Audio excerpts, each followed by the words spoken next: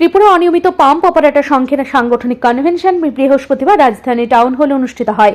এই কনভেনশনে উপস্থিত ছিলেন পশ্চিম ত্রিপুরা লোকসভা সাংসদ বিপ্লব কুমার দেব।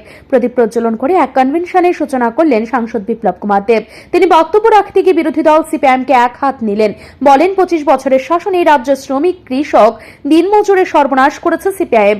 গরিব কৃষক, শ্রমিক ও দিনমজুরদের নিয়ে কেবল রাজনীতি করেছে। তাদের মাধ্যমে মিছিল করত, কেন্দ্রের বিরুদ্ধে তাদেরকে লেলিয়ে দিতে হবে বলতো, আর সবচেয়ে বেশি তাদেরকে বঞ্চনা করছে সিপিআইএম এর নেতৃত্ব। এই রাজ্যের কৃষকদের জন্য সিপিআইএম কিছুই করেনি। বিজেপি এই রাজ্যের ক্ষমতায় প্রতিষ্ঠিত হবার পর কৃষকদের কাছ থেকে সহায়ক মূল্যে ধান ক্রয় করেছে, তাতে করে রাজ্যের কৃষকরা উপকৃত হচ্ছেন। তিনি অভিযোগ করেন, ইদানিংকালে ভারী বৃষ্টিতে রাজ্যের মানুষ একটা দুর্ভোগের মধ্যে পড়েছেন, কোনো মানুষকে তারা সহযোগিতা করেনি। সাংসদ বিপ্লব কুমার দেব আরও অভিযোগ করেন, সিপিআইএম এর রাজ্য সম্পাদক নিজে গরিব না, তিনি বিত্তবান। তার ছেলে মেয়ে রাজ্যে পড়াশোনা করেন না। তারা মানুষকে বলে তারা সর্বহারার দল। তাদেরকে রাজ্যের মানুষ দীর্ঘদিন পর চিনতে পেরেছেন, তাই 2018 সালের বিধানসভা নির্বাচনে তাদেরকে বিদায় দিয়েছেন। ত্রিপুরায় সিপিআইএম এর কোনো স্থান নেই বলেও মন্তব্য করলেন বিপ্লব কুমার দেব। করবে বলবো আমরাই তো দিয়েছি, যদি দিয়েছি তো পয়সা আছে, তার জন্য বাজেট দিয়েছি, তো কন্টিনিউশন করা। দ্বিতীয়ত বলছিল পেনশনের বিষয়ে, দেখো পরে কি হবে আলাদা বিষয়। অটল পেনশন যোজনার স্কিম আছে সেন্ট্রাল গভর্নমেন্টের, নিজের কাছ থেকে বেশি না, 40 টাকা বা 100 টাকা দিতে মাসে, এমন কোনো আছে। ঠিক আছে, সরকার যেটা দেবে দেবে, কিন্তু একটা বুদ্ধি তো নিজেরা 100 টাকা করে মাসে যদি, আরে আমরা যদি কোনো ঠাকুরের দীক্ষাও নেই, তারপরে তো গুরুর জন্য কিছু টাকা রেখে দিই, নিজের জন্য রাখুন 100 টাকা। 100 টাকা রাখলে 60 বছর হলে তারপরে পেনশন, আপনি অটল পেনশন আসে। মোদীজি লাগু করে রেখেছে।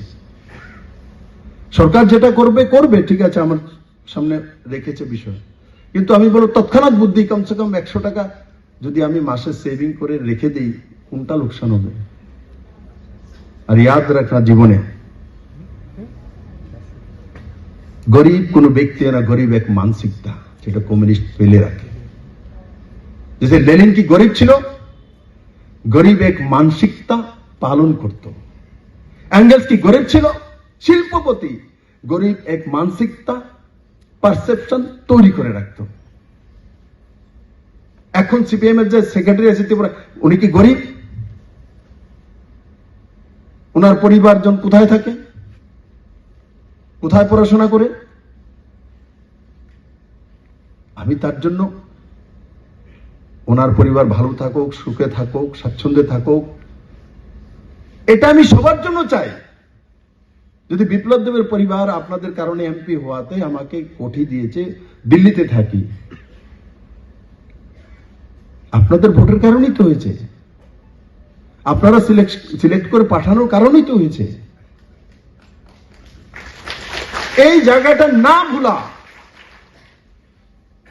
আমাকে যে সুবিধাটা এজ এমপি দিয়েছে, সেই সুবিধাটা সমস্ত পাম্পোটারকে দিতে পারবে না। এমপির একটা মাত্র 2টা লোকসভা এমপি। এখন যে ত্রিপুরা সবাই চায় নাই মোদী যে সবাই আমাদেরকে একটা দিল্লিতে বাংলো দিয়ে দেবে, সম্ভব না। কিন্তু যেই ব্যক্তিকে পাঠিয়েছেন সেই ব্যক্তিকে ভোলা উচিত নয়, তো সেই ব্যক্তিকে সামনে বসা থাকা মানুষরাই পাঠিয়েছে, এটা আমি বলি সবার জন্য। এটা ভোলা উচিত নয় যে আপনি ফেলুন জাল দিয়ে মাছ ধরেছেন, বাইসাইকেল চালিয়েছেন, যদি আপনি ওখান থেকে উঠে এদূর পর্যন্ত পৌঁছে যেতে পারেন, তো ত্রিপুরার অন্য লোকগুলো তো পৌঁছতে পারে। আর তার জন্য সদ ইচ্ছা চাই। নিজে থেকে যখন কোনো কিছু করবেন, এখন যখন আমি অটল পেনশনে বললাম 100 টাকা করে নিজে শুরু করে দেখুন, দেখবেন আপনি বাকিগুলি আপনার কাছে আসতে থাকে। যখন আমি কমিউনিস্ট শিখাবে না, নিজের থেকে কিছু করার দরকার নাই, শুধু আন্দোলন করো, আন্দোলন করে এই কেন্দ্র থেকে আইনে দেবো, রাজ্য থেকে আইনে দেবো, এদিক থেকে আইনে দেবো, আর এমন দেখাইবো আপনি আন্দোলন করতে, মানে ইনকলাব জিন্দাবাদ কইতে কইতে এমন ভাবে কয় যেমন অক্ষণে বাড়ি ভাঙ্গে এনেছিল তার লিগে বানাই দিব। খেয়াল করো, এমন ভাবে জিগের দেব, দুনিয়া শ্রমিক এক লাইলে, মানে রাশিদটা শুনতেছে, বাড়ি ঘুমাইতে না, পড়াশোনা করতে না, তাদের মানে এই জুরিটা খেলাছে, দুনিয়ার মজদুর একসঙ্গে কইয়া এই নারাড়ি আমি বন্ধ করছি, আমি বাইসালি বন্ধ করো, सब सूर इकट्ठा हर को बोले सब दुनियार मजदूर को मजदूर থেকে চুরি করে খায় এরা এদের ক্যারেক্টার তাদের কাছ থেকে কমিশন খায়।